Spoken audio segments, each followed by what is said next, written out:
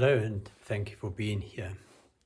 Today I wanted to talk about the story that we find in St. John's Gospel, chapter 8, verses 1 to 11, of the lady caught in adultery who was brought before Jesus. And I want to use it to show the huge step forward, the huge difference that Jesus coming made. The fact that this big changeover occurred from the Old to New Testament way of seeing things changes everything for us. And then I want to follow my comments on this Bible story with another story that illustrates this, I think, very beautifully. So going to the story, as we all know, this lady is caught in adultery and brought before Jesus and put there as a test for him. And those who bring her before him do so to test what he's going to do. He's been preaching about mercy. He's been preaching about love. And then they bring this lady and say, well, now what do you say about this? Moses said we should stone her to death. And what do you say?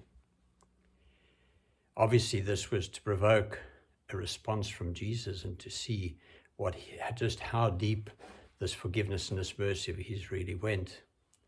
And a very interesting point in this story, as it's told by St. John, is when they ask him, he bends over, he looks down and starts writing in the sand. And then when they persist, he gets up and he says, well, whoever's without sin, cast the first stone. He then bends down again.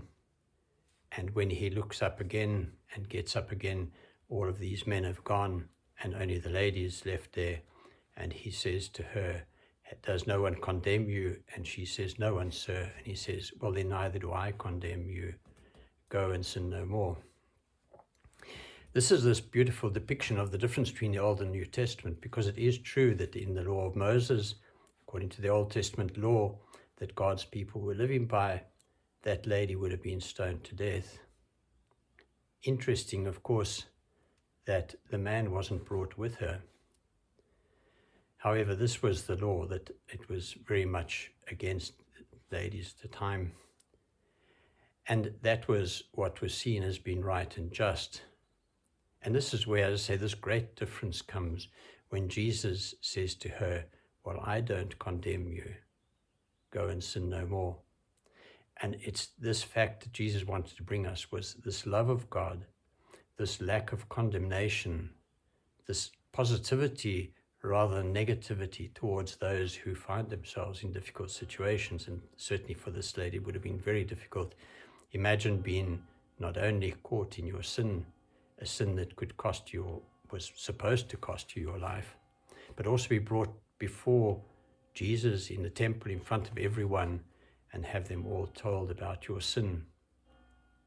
And then that great gift when she finally has Jesus talk to her directly and say, I don't condemn you, go and sin no more. That must have been quite amazing for her in her life. And I said I wanted to tell you this along with a story that I came across based basically on the story as told in the book called Star of Light by Patricia M St.John, owned by the Scripture Union, the rights to the book. And it's a very lovely story talking about just how this change comes about in people's lives. And it's about this lady who was a missionary in a large city in Africa, and she would help the street children with clothing, with food, and also teaching them mainly about God's love for them. And she noticed at one point that one of the children hadn't been around for some time. And she asked what had happened, how come she hadn't seen him for some time. And one of the other children said, well, the trouble is that the rags that he was wearing have fallen to pieces and he's naked and he's too ashamed to come to you in that state. And so she said, well, if you can show me where he stays, we'll go and we'll take clothes to him and we'll help him. So she went through to get her coat and her torch, and while she was doing that, this little boy that was waiting for her looked around the room and he saw that she had some eggs on her kitchen counter, and he went and he stole 2 eggs And then, since it was getting dark, went outside and waited for her outside. And he was clutching his 2 eggs under what was left of his shirt. And she was surprised when she came out that he had gone outside and was standing out waiting for her in the dark. But she went out, and so they set off, and it was raining slightly. The road was wet, the pathway that they were going through, the little lane. And she kept saying to him, well, why don't you come and walk with me here in the light? You're going to fall in that semi-darkness of the edge of the road where you're walking. And he felt more and more bad because he'd stolen these eggs from this lady who'd been so good to him, and he didn't know how to face her. And eventually the inevitable happened, and not being able to see properly where he was walking, he slipped and fell, and of course the eggs broke. And she immediately understood why it was that he'd been keeping his distance from her, staying in the shadows, and so on. And he began to cry. And she took him back to her place, cleaned him up, put new clothes on him, and they set off again to go and help this other child. And this time he walked hand in hand with her in the light of her torch, and he felt so forgiven and so loved. And this was where he felt he really needed to be. This was what life should be like.